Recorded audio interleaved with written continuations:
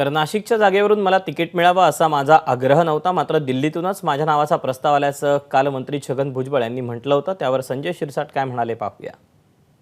तिकिटासाठी माझा आग्रह नव्हता, मला तिकीट द्या, मागणी सुद्धा नव्हती।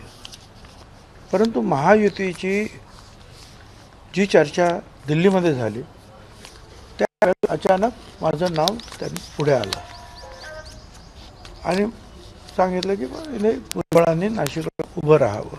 त्या अगोदर मी फडणवीस यांच्याबरोबर सुद्धा चर्चा केली की बा काय आहे, खरं आहे का असं काय? तो म्हणाले हो खरं आहे की जो निर्णय ते देतील तो मला मान्य आहे आणि महायुतीसाठी आम्ही सगळे एकजुटीनं काम करणार।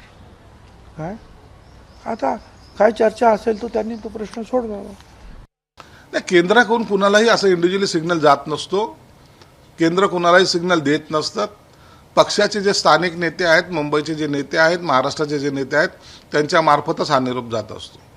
मुळामध्ये नाशिकची जागा ही शिवसेनेची आहे, 2 वेळाचा स्टँडिंग तिथे खासदार आहे, म्हणून आमचा सर्वांचाच आग्रह शिंदे साहेबांकडे हा होता की ही जागा सोडू नये आणि यासाठी असलेला उमेदवार ज्याने 2 वेळेला इतरांना पराभूत करून तेही चांगल्या मार्जिनने जर ते त्याच्यासाठी जर ते येत असतील तर त्यात गैर काही नाही।